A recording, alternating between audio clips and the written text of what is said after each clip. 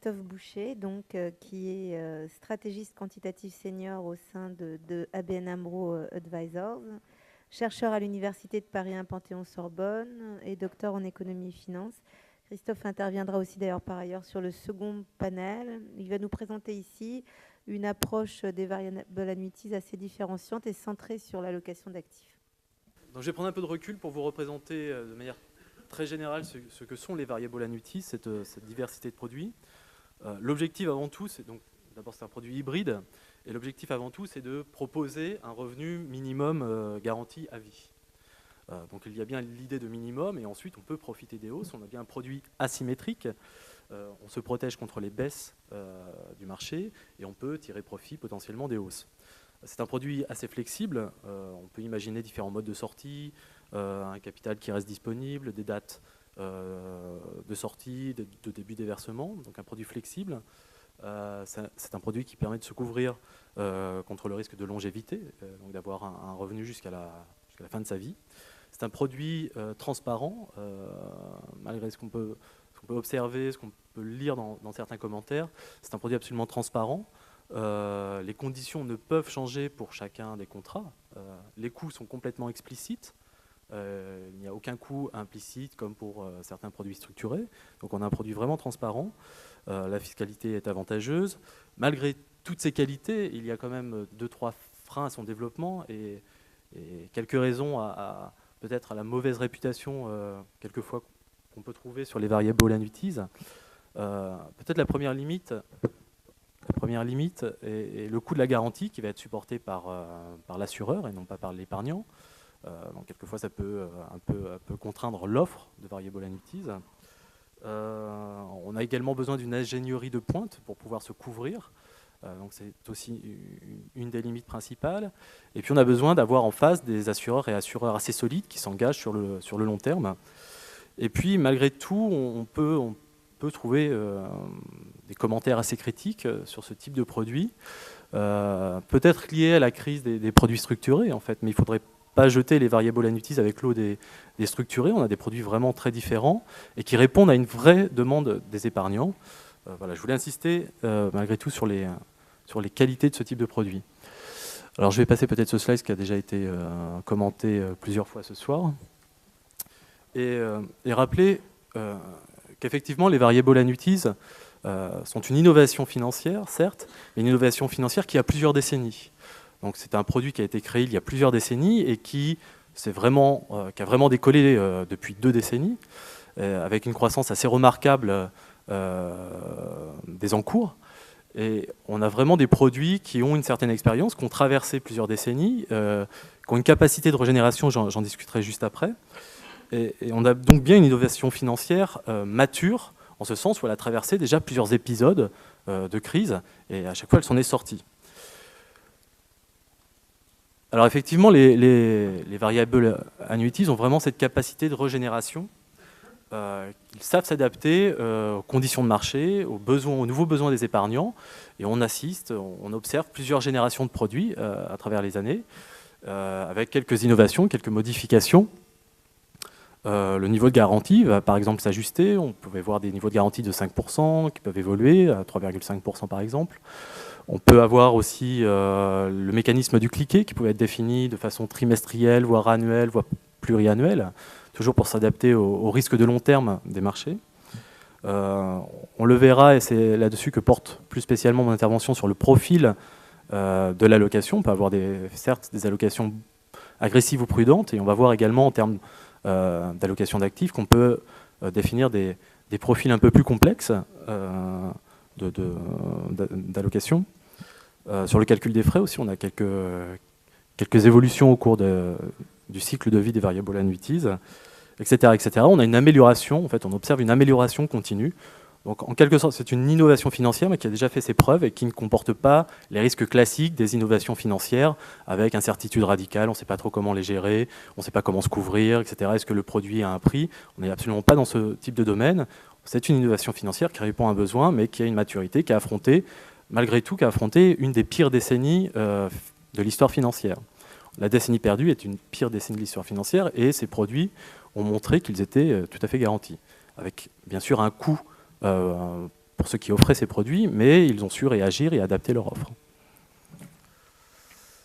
Alors je vais venir maintenant un peu plus, je vais en venir au cœur de mon intervention sur l'allocation d'actifs pour les variable annuities.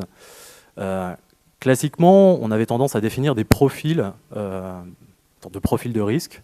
On pouvait être plus ou moins agressif, et ces profils étaient définis de manière complètement statique. Vous étiez agressif, vous aviez un peu plus d'actions que d'obligations, et puis c'était assez figé. Et généralement, en face de ces allocations statiques, on affichait, voilà, votre horizon est plutôt de 5 ans, de 3 ans. C'est le monde de Markowitz, traditionnel de l'allocation d'actifs, de la gestion de portefeuille.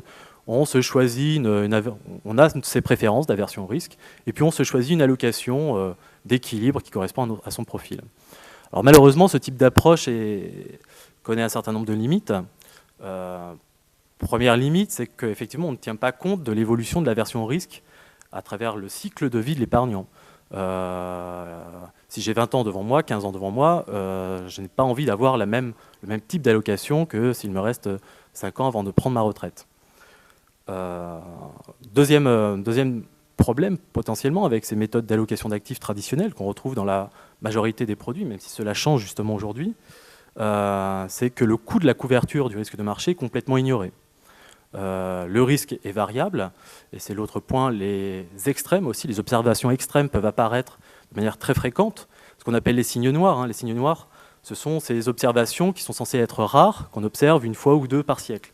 Sauf que les signes noirs, ces observations rares en principe et extrêmes, certains mois, on a pu les observer 70 jours des jours cotés. Donc il faut prendre en compte cette nouvelle dimension. Le risque et le risque extrême changent, et donc une allocation figée n'est pas en mesure de prendre en compte cette dimension-là.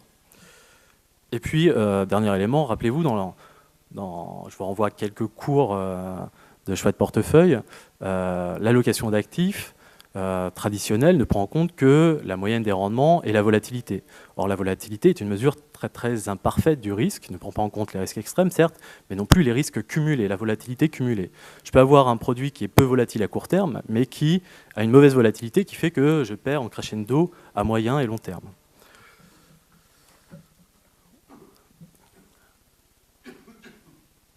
Alors vraiment, les méthodes alternatives proposées en termes d'allocation d'actifs ne sont pas conscrites aux variable annuities, ce sont des méthodes plus générales, des méthodes alternatives d'allocation, et on peut les répertorier en 3 ou 4 grandes méthodes. On a les approches qu'on appelle multimoments, en ce sens que ces approches prennent en compte justement les extrêmes, la préférence pour avoir ce qu'on appelle de l'asymétrie positive. Je préfère éviter les grandes pertes et me couper un peu des grands gains. Donc on a ce type d'approche qui est aujourd'hui développée. Deuxième grand type d'approche sont les méthodes qu'on dit robustes. Un des problèmes de l'allocation traditionnelle, c'est que si vous construisez un portefeuille optimal et que vous utilisez 10 ans de données, 6 ans de données, 5 ans de données, si vous calculez le risque de 2-3 façons différentes, vous avez des portefeuilles très différents. Donc on a une deuxième famille de méthodes qui consiste à construire des portefeuilles robustes qui... alors, pour vous donner une image, imaginez, si vous êtes sûr de votre scénario, effectivement, on choisit une allocation qui sera extrêmement performante dans son scénario. Et donc, vous devez aller d'un point à un autre, vous prenez la Formule 1, vous êtes très efficace. Sauf que le problème en allocation d'actifs, c'est que la route change sans arrêt, la direction change sans arrêt, et la qualité de la route change sans arrêt. Donc l'idée est plutôt d'avoir une sorte de 4x4, d'un véhicule qui ne va pas être le plus rapide, mais qui peut passer par toutes les conditions de marché. C'est ça l'idée, si je devais vous le faire passer, d'allocation robuste. C'est une allocation qui ne sera pas la meilleure de toutes, mais qui ne sera pas la plus mauvaise et qui sera plutôt, en moyenne, meilleure que la moyenne.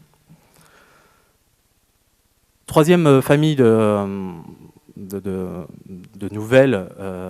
nouveaux modèles d'allocation d'actifs, ce sont les méthodes conditionnelles aux états de marché, avec rotation sectorielle, et en particulier ce qu'on voit de plus en plus apparaître, et qui va être très utile justement pour les variable annuities, ce sont les allocations d'actifs conditionnelles aux turbulences de marché. Et je vous montrerai un exemple dans quelques slides, où effectivement, en fonction du degré de turbulence, de l'instabilité des marchés, on peut se dire, bon, on arrête de jouer, on arrête d'être agressif, on arrête de prendre du risque d'alpha en particulier, on arrête de faire du stock picking, on va se concentrer sur tel type d'allocation.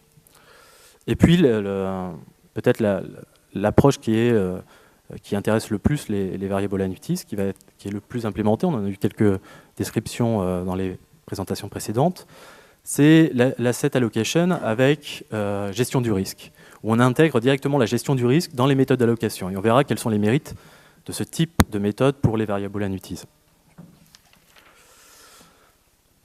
Alors, là, je vais vous effrayer avec un graphique en 3D.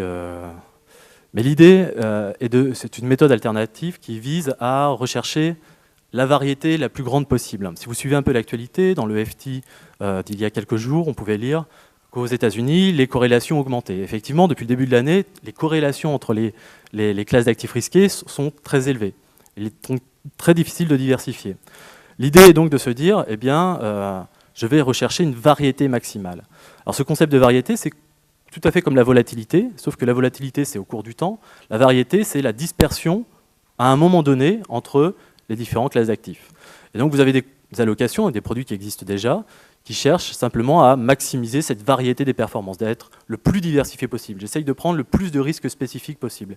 Et en mélangeant plein de risques spécifiques, eh bien, l'idée est d'être relativement bien diversifié et de traverser, encore une fois, les configurations de marché. Alors, soit on peut le faire avec un objectif de variété, soit avec des contraintes de variété. Et l'idée, c'est de rajouter une dimension. On a la volatilité ici qui est représentée par l'axe vertical. Et puis, on a cette variété, représentée ici plutôt en vert, qui va nous dire, eh bien, aujourd'hui, la variété est plutôt grande, donc je vais pouvoir attraper beaucoup de diversification.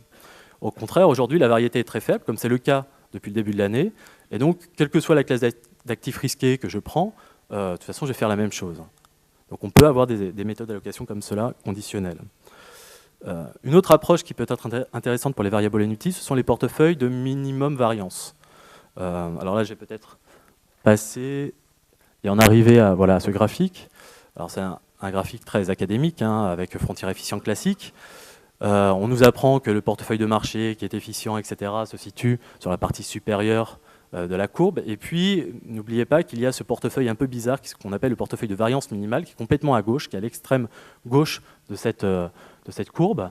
Et celui-ci, ce portefeuille, il a beaucoup de mérites. Et en particulier, la construction de ce portefeuille ne nécessite pas d'avoir d'informations sur les espérances de rendement, sur la moyenne des rendements que j'attends. On a juste simplement besoin de la volatilité de chacune des classes d'actifs, et surtout de la corrélation entre chacune des classes d'actifs. Et donc on est beaucoup moins dépendant à l'information qu'on utilise pour faire de l'asset allocation. Et on a des portefeuilles qui sont beaucoup plus stables, certes dans les marchés haussiers qui sont moins performants, mais qui traversent encore une fois les configurations de marché. Et on peut l'illustrer sur le graphique suivant. Donc ici c'est l'exercice d'un portefeuille minimum variance, construit cette fois-ci uniquement sur des actifs risqués, sur les titres du CAC 40 depuis 87. Et donc on a l'indice qui est représenté, on a la rémunération d'un actif sans risque également, et puis on a ce portefeuille de minimum variance. Alors certes, il se fait doubler par l'indice de temps en temps lorsqu'on est à la fin d'un bull market, mais compte tenu de la fréquence des corrections à laquelle on assiste depuis quelques années, finalement, en étant moins volatile, il profite malgré tout des hausses et présente un profil rendement-risque très intéressant. Très rapidement, il me reste quelques secondes, 3 minutes, bah, parfait. Autre méthode alternative d'allocation d'actifs et qui va être aussi utile pour les variable annuities, ce sont les allocations conditionnelles aux états de turbulence. Alors je vous explique un tout petit peu ce graphique. L'idée ici de construire un indice de turbulence financière, ce qu'on appelle une échelle de Richter des turbulences financières. Alors, je ne vais pas vous ennuyer sur la façon dont on construit cet indicateur, mais l'idée est de se dire, je vais mesurer le degré, non pas de la volatilité, mais les volatilités extrêmes à différents horizons. Et l'idée, c'est de se dire qu'effectivement, lorsque j'ai un tremblement de terre, eh bien, il vaut mieux éviter de prendre ma voiture, il vaut mieux éviter de décoller, de voyager, et il vaut mieux rester chez soi tranquille. Et donc l'idée, c'est de construire des allocations conditionnelles aux états de turbulence. Alors vous avez plusieurs maisons qui ont mis en place ce genre de choses. Nous-mêmes, nous avons notre indicateur maison. Et l'idée, c'est de se dire, eh bien, en fonction de ces états de turbulence, lorsque je vois une crise financière, je me dis, j'arrête de jouer. Alors effectivement, on se fait toujours surprendre par la crise, parce que l'indicateur passe au rouge une fois qu'on a ressenti les premières turbulences. Donc on va être amené à couvrir son risque un peu trop tard que dans l'idéal, mais il vaut mieux quelquefois couvrir un peu trop tard que pas du tout, on le verra sur les simulations. Et puis bien sûr, on rate le redécollage un tout petit peu. Mais entre-temps, comme on sait que les extrêmes finalement sont corrélés, l'idée c'est que quand je vois 3 signes noirs, je sais que j'en verrai pas que 3, j'en verrai 15 ou 30. Et donc à partir du moment où je vois 3 signes noirs, 3 observations extrêmes, 3 chocs de marché importants, eh bien j'arrête de jouer, et puis je reviendrai quand j'arrêterai de les voir. Alors sur le slide suivant, vous avez une simulation de ce type d'asset allocation, et qui permet de lisser son profil de portefeuille. Ici, sur cette figure, vous avez, donc c'est fait sur longue période avec l'indice Dow Jones, parce que c'est l'indice le plus disponible depuis très longtemps, depuis plus d'un siècle. Et puis, les barres grisées correspondent au moment où on couvre le risque, parce que notre échelle de Richter nous dit, attention, là, il y a crise. Et l'idée, simple pour le moment, on peut imaginer d'autres formes de couverture ici, c'est de couvrir son risque de marché. Simplement, je passe des ordres avec des futures, ou simplement je passe en cash, ce qui est un peu plus coûteux. Mais cela revient au même, on couvre son risque de marché dans les états les plus turbulents. Et on se protège des hausses. Enfin, pardon, on se protège des plus grandes baisses et on rate un peu la hausse. Mais malgré tout, on se protège et on crée un peu plus de performance. Alors sur la diapo suivante, l'idée de cette fois-ci vous présenter ces méthodes d'allocation d'actifs avec budget de risque intégré, avec suivi des risques, risk management intégré. L'idée est donc de se dire, je ne vais pas simplement à chaque date faire mon allocation d'actifs et puis contrôler quel est mon niveau de VaR, quel est mon niveau de drawdown potentiel, mais la gestion du risque intervient directement dans l'exposition que j'ai le droit de prendre. Donc cette fois-ci, on n'a plus un département des risques qui nous suit ex post, mais on a la gestion des risques qui intervient elle-même dans l'asset allocation. Et vous avez une illustration sur le slide suivant. L'idée de se définir ce qu'on appelle des MAR, des Minimum Acceptable Return, l'idée de se dire c'est la pire perte que je m'autorise à faire sur un an. Et donc on peut se dire, compte tenu de mon aversion au risque, compte tenu du profil de l'investisseur, de l'épargnant, je m'autorise de perdre 5% par an, ou je m'autorise de perdre 10% par an, 15% par an, et mon exposition est donc définie par cette target, par ce budget de risque. Alors on peut retrouver les produits dont on a évoqué tout à l'heure, avec des budgets de volatilité. Ici, ce sont des budgets de drawdown. Je me fixe un budget de drawdown et je m'autorise mon allocation en fonction de ce budget. Et on a donc des profils beaucoup plus lisses. Alors quel est l'intérêt de tout cela pour les variable annuities? Un, c'est qu'on va intégrer en fait la couverture elle-même dans l'asset allocation, la garantie dans l'asset allocation. Les intérêts essentiellement, c'est d'abord on limite la dépendance du produit au mécanisme de cliquet. On va économiser sur les frais de couverture. On va économiser également du capital en raison de solvabilité. Et fondamentalement, on réduit ce coût de la couverture qui peut être assez important.